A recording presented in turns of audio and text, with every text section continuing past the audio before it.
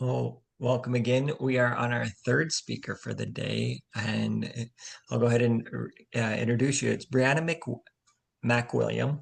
Briana MacWilliam is, I don't even, what are your letters behind your name mean? So I have a master's in professional studies for creative arts therapies, and I'm a licensed and board certified registered creative arts therapist. Okay.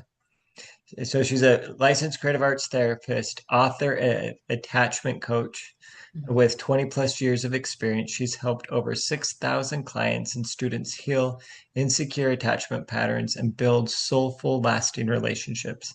As the creator of Soul Centered Security, Brianna blends the art therapy, somatic work, EFT, Reiki, and attachment based tools to rewire unconscious patterns and foster deep emotional connection through self awareness and compassionate communication. I love just the blend of things. Shira before blended a lot of things that seemingly were unrelated. So I love how we're just flowing into your diverse talents that come together. So the time is all yours. Thank you so much. I'm happy to be here. And I do have some slides to share, so I might pull those up. And can you see my slides okay? Yep, we've got them. Okay, great. So I'm very happy to be here. Thank you for welcoming me here, Ryan. And if you're someone who's ever felt like you give a lot in relationships, or you find yourself walking on eggshells, maybe shrinking your needs or carrying the emotional load and doing things like people pleasing in your relationships, then this segment is for you because we're going to talk about healing, what I like to refer to as the rescuer in love, in particular after heartbreak. So, we're going to explore why we may fall into the people pleasing pattern, how it can quietly sabotage our peace and our self-worth, and most importantly, how we can start reclaiming our wholeness and our boundaries and recover our voice starting today. So, first, I just want to give you a little bit of my background, which leads me to talking about these things. As Ryan mentioned, my name is Briana MacWilliam, and I'm a licensed and board certified creative arts therapist.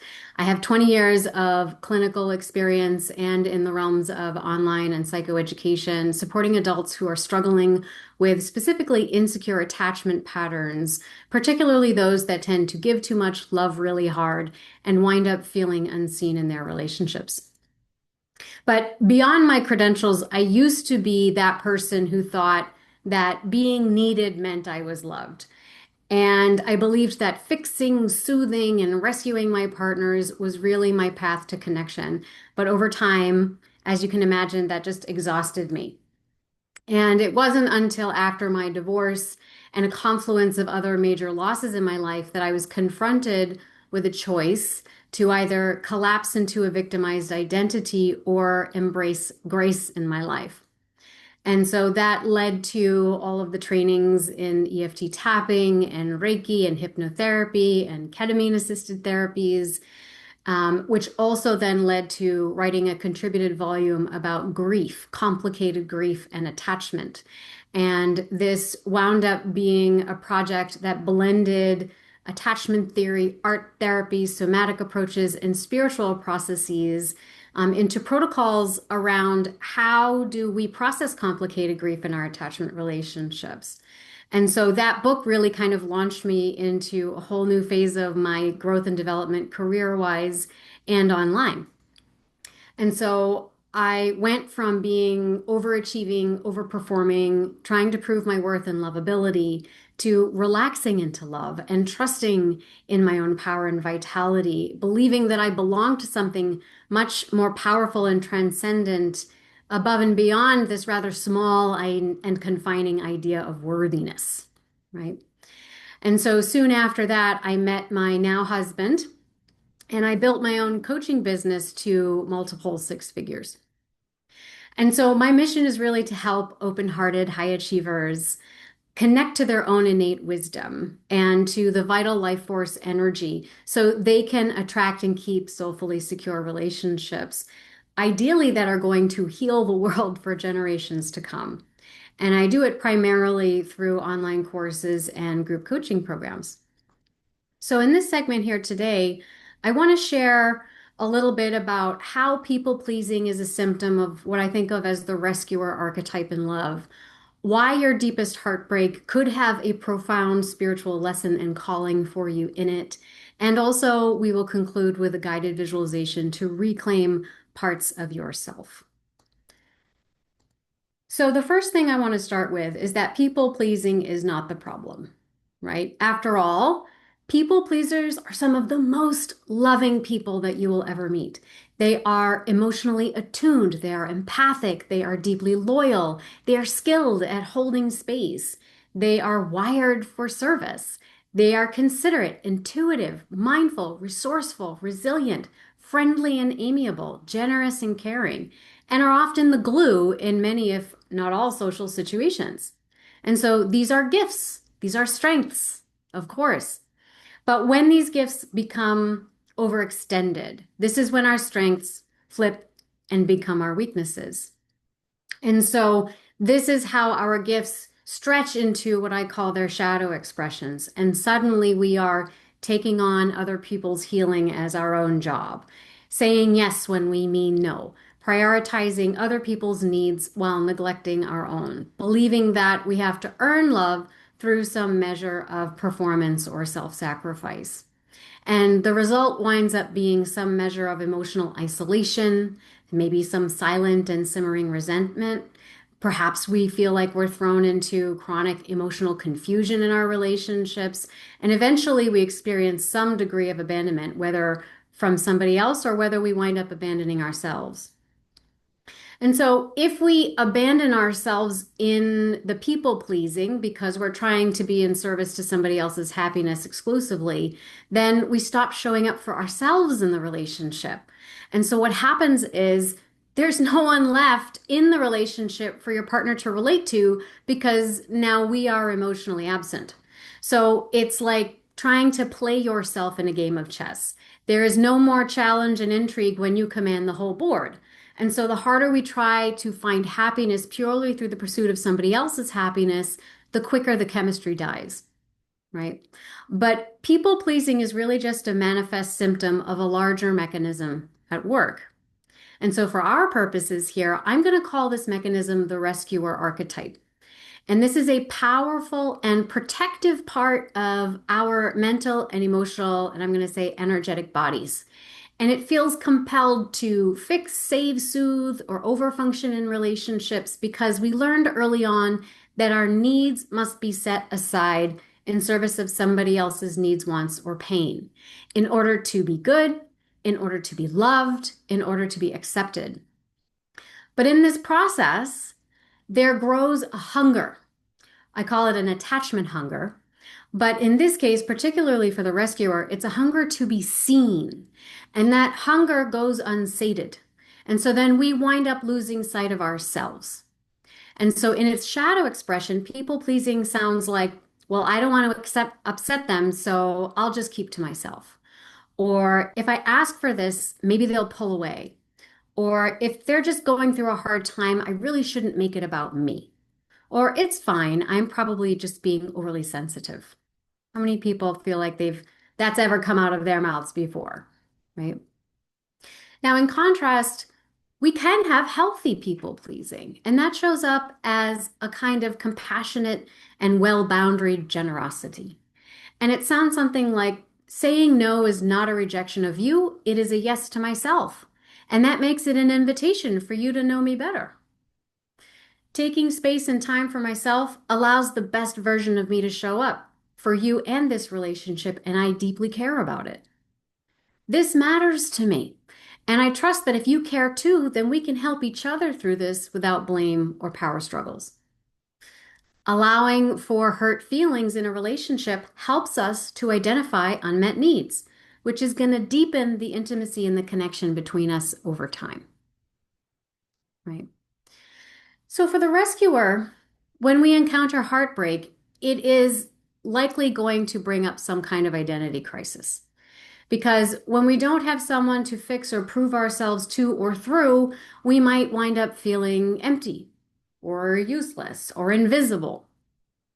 And there can be a habit of slipping into things like black and white thinking. because the rescuer exists along a polarized spectrum between the hero and the villain. Meaning, the rescuer, while seeming to have endless patience and compassion for others, even if they don't seemingly deserve it, they usually have a strong, punishing, villainous judge and inner critic that is pointing a scolding finger right back at themselves internally. Okay. So that means we perceive the world in very concrete ways and can draw harsh lines and borders around things. It also means that we can find things like ambiguity, duality, doubt, uncertainty, or unanswerable questions extremely intolerable because they create so much anxiety. So this could sound like, well, if you don't want to sleep with me, then you must find me repulsive. If you don't want to commit to me right now, then you never will. If you break up with me because things aren't working out, it means you never loved me at all and everything we shared doesn't count. And so slipping into this kind of all or nothing thinking can lead to disowning parts of ourselves. And so people pleasing is usually a symptom of trying to reclaim those disowned parts, typically through our partner.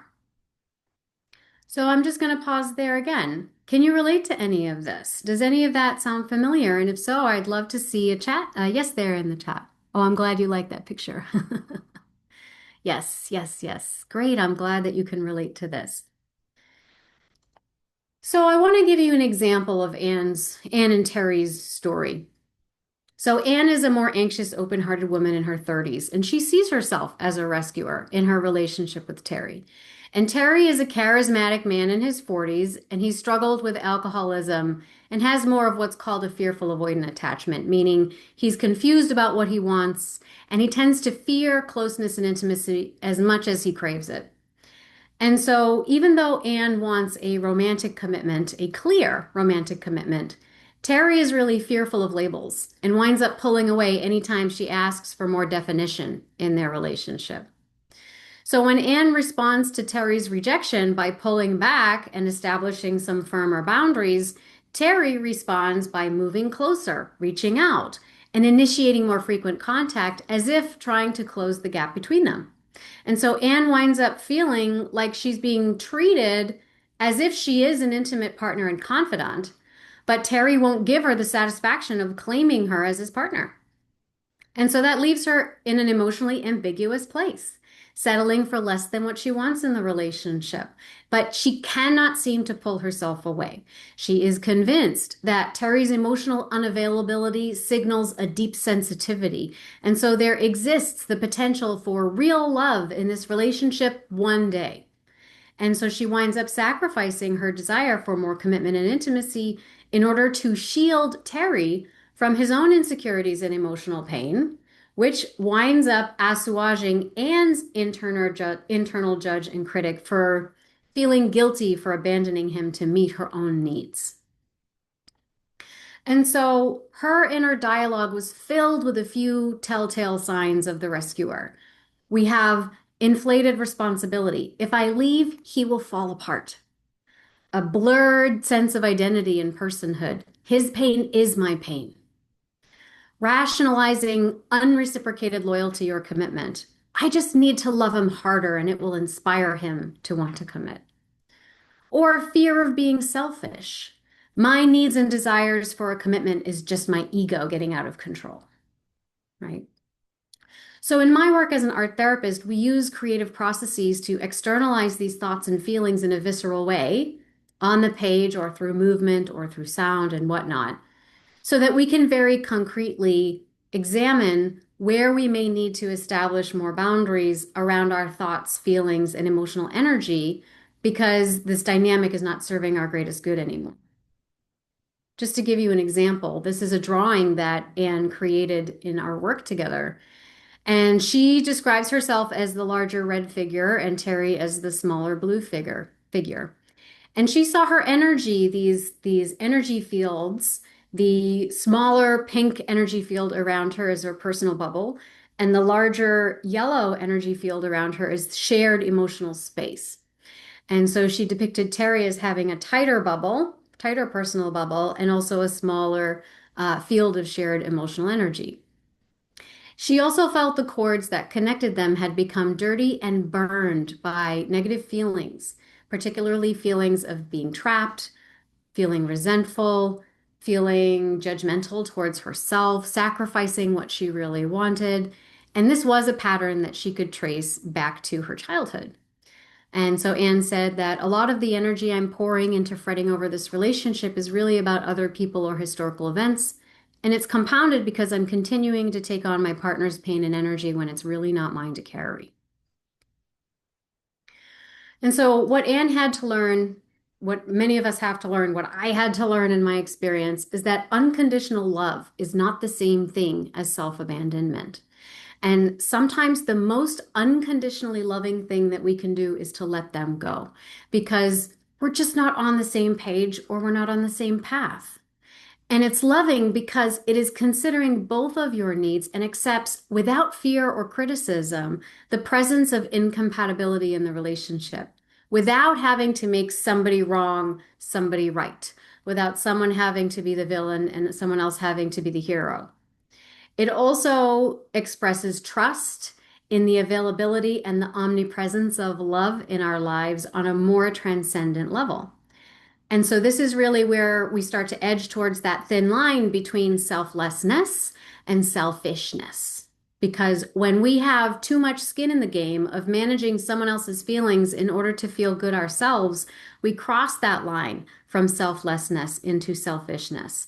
And I believe that that is a wounded ego, what we might also think of as a wounded inner child part of ourselves that is being summoned to a higher calling in order to evolve that rescuer role in your life and make sure that we are inhabiting the strengths of the people pleaser as opposed to living in the shadow of it. So, in other words, the patterns that you keep repeating in love, I believe they are a messenger that is going to continue to knock until we learn the message on a deeper spiritual level. So, if love meant emotional hot and cold growing up, now inconsistency in your relationships is going to feel like chemistry.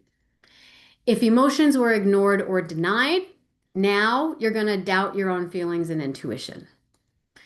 If you had to tiptoe on eggshells around others, now your own needs are going to feel like they're too much, right? But on the path to healing this, which I like to think of more as a relaxing or an unfolding into ourselves, when we finally start to recognize the presence of these earliest wounds, they become invitations to remember the wholeness of our spirit, right? The wholeness of who we really are as an adult.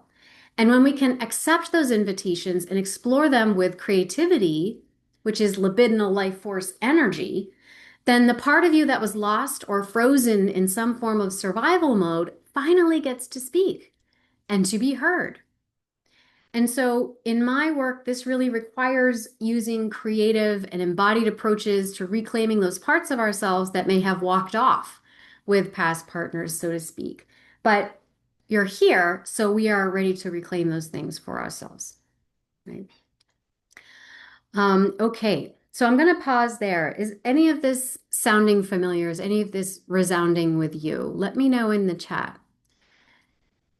And then one thing I am curious about, have you ever confused unconditional love with self-abandonment? Has it ever been tricky to try to figure out that line?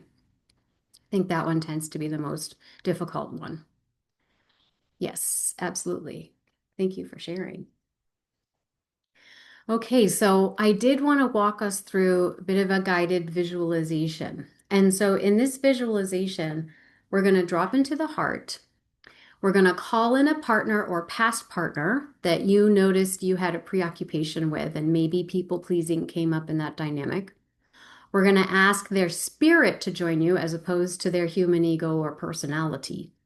And we're just going to ask them, what do they want you to understand about this connection? How can they help you understand? And then we're going to collect the parts that might have walked off with them and call them home. Okay.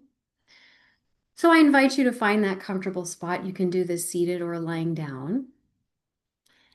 And when you feel comfortable, you can close your eyes and just turn your attention inwards, focusing on the breath. Noticing the way the oxygen fills your lungs And the way you are releasing it without any need to change it, just witnessing the inner space as it is here today. And just being aware that there's a growing spaciousness inside. And it is filled up with the light, love, and compassion that is your divine spark and spirit.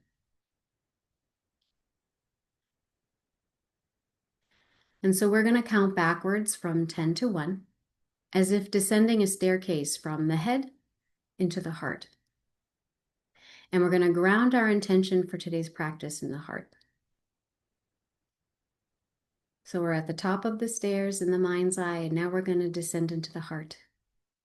10, 9, 8, 7, 6, 5, 4, 3, 2, and 1. And so now we're going to step out into the heart space, and you might just take a look around. The heart is associated with the element of air. So you might notice, what is the weather inside of your heart here today? What's the weather like in there? And now I invite you to find the safest place in your heart to settle in for a moment. And we're going to ground our intention for our practice here, there in the heart. And once you find that comfortable spot, I want you to bring to mind that partner, either past or present, someone that you felt you were preoccupied with in some way. And maybe there was some people pleasing going on. And just be aware is that as we call this figure into the heart, we are calling in their spirit, their soul consciousness, as opposed to their human ego or their current personality. We're going a little bit deeper. And that's because their spirit is not confined by fear or insecurity. Just cleans up the channel a little bit. And so I invite you to see them standing before you. And now you're going to ask them, what would you have me know about our connection? What would you have me know about our connection? What would it help me to understand?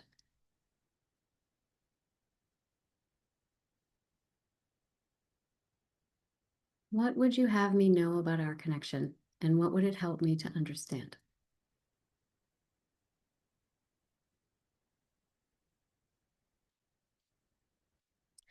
And you want to let whatever comes to you come to you without judgment. It could be an image or a symbol, could be an intuitive message, could be a memory that pops into your head. You might have an emotional shift or a sensation in your body. Even it's frustration or the concern that, am I doing this right? All of that is correct. That's what you're here to witness.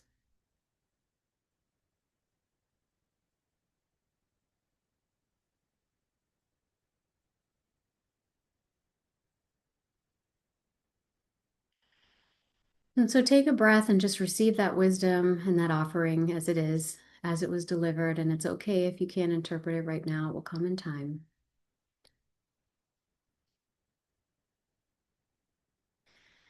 Now, I'd like you to watch as your partner's face starts to dissolve into a bright light. And left behind them, you see different parts of yourself. Maybe it was a boundary that you wish you had held. Maybe it's a dream that you put aside for a while. Maybe it was a truth that you were too afraid to speak.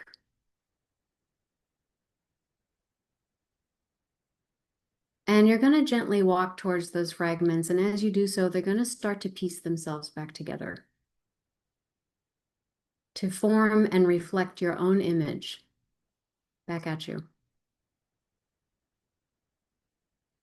Maybe it's a younger version of you. Maybe it's you as you are now. Just notice how this mirrored reflection is revealed to you.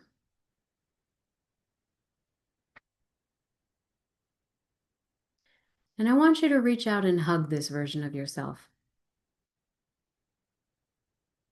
and tell yourself that it's okay and it's time to come home now. There's more than enough love to go around, and you won't abandon this part of yourself again.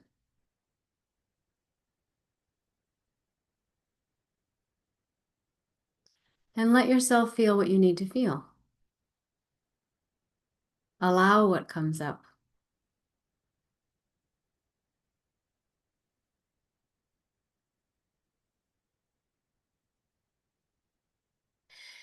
Now, this version of you is going to melt into your heart. And remember to take deep breaths as it does, letting your chest expand, your belly expand. Breathing it in, welcoming it home. And you might try adopting this affirmation. I am whole just as I am. I don't have to earn love because I am love. And I take myself wherever I go.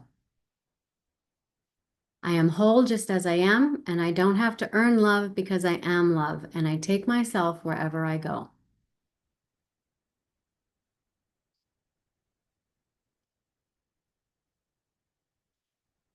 And so you can take another deep breath, absorbing that almost as if it is a fragrance, letting it sink in through the lungs and the bloodstream, pumping to the rhythm of your heartbeat from your crown to your toes, from your fingertips to your nose, just allowing it to become a form of cell memory and body knowledge. Knowing that the deeper wisdoms will rise to your conscious mind over time. And if any action is required, you will know what to do.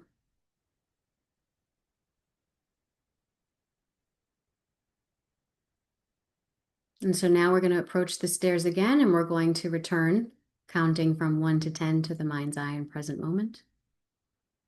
1, 2, 3, 4, 5, 6, 7, 8, 9, and 10. And so take one more final deep breath and release it with a sigh. 5, 4, 3, 2, 1. And we can let the practice go.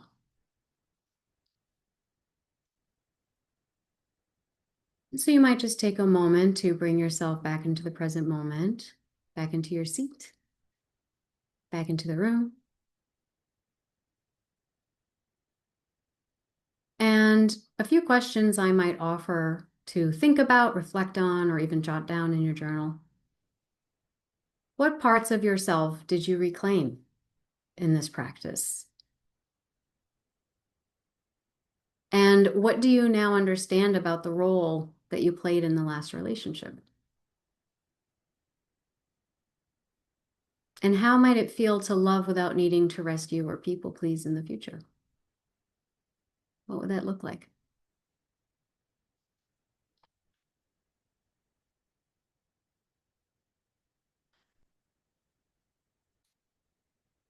And so if you're willing, what message did you receive?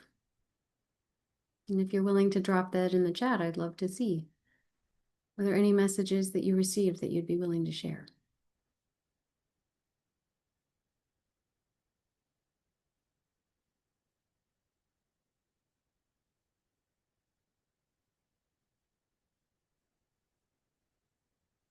To be true to myself. That's beautiful. Thank you for sharing.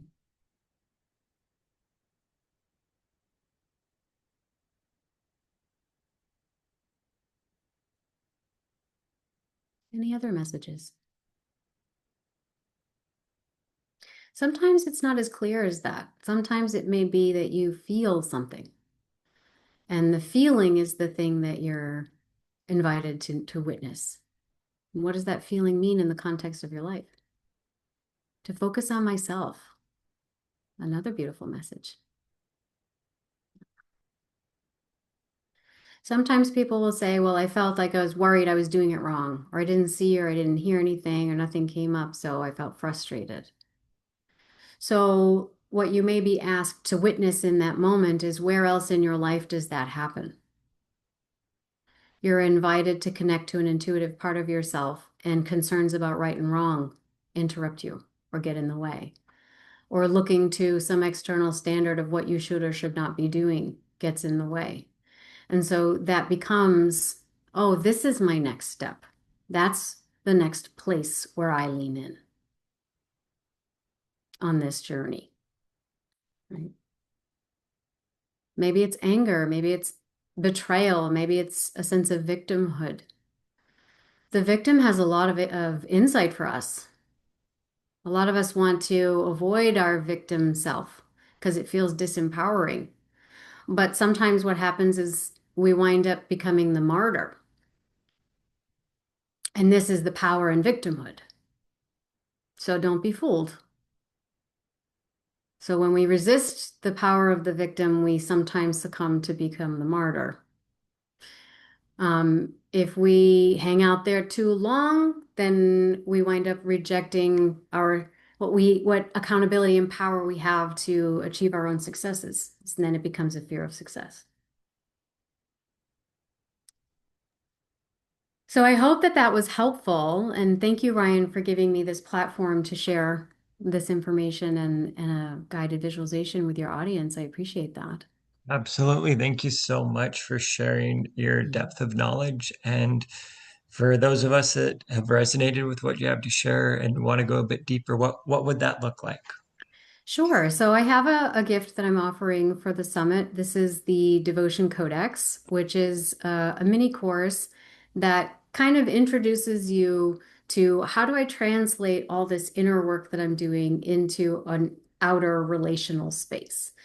And so I teach a lot about attachment informed communication. And I think what sets my work apart is that today's demo was an example of how we shift our communication patterns to perceive them as a really a form of trauma recovery. You know, that we are always working in the inner and the outer space. So we can't talk about communication and attachment styles with someone else without equally being in touch with what's going on inside.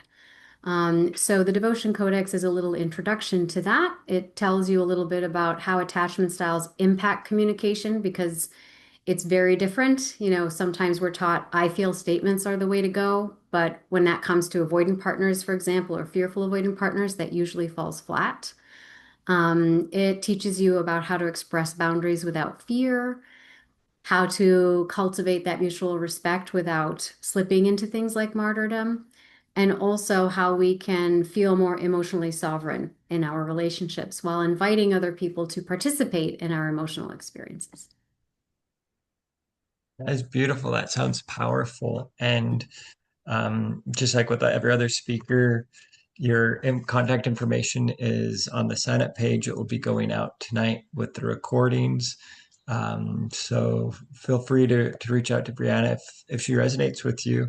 I'm going to drop the link to the VIP upgrade. Once again, it's not only the free gifts the speakers are talking about, but the speakers who can are going to come back at the end of the summit. There'll be an hour long VIP question and answer to where just those that have invested have can go deeper and get more support. So thank you very much. We'll go ahead and take our break now. Thank you.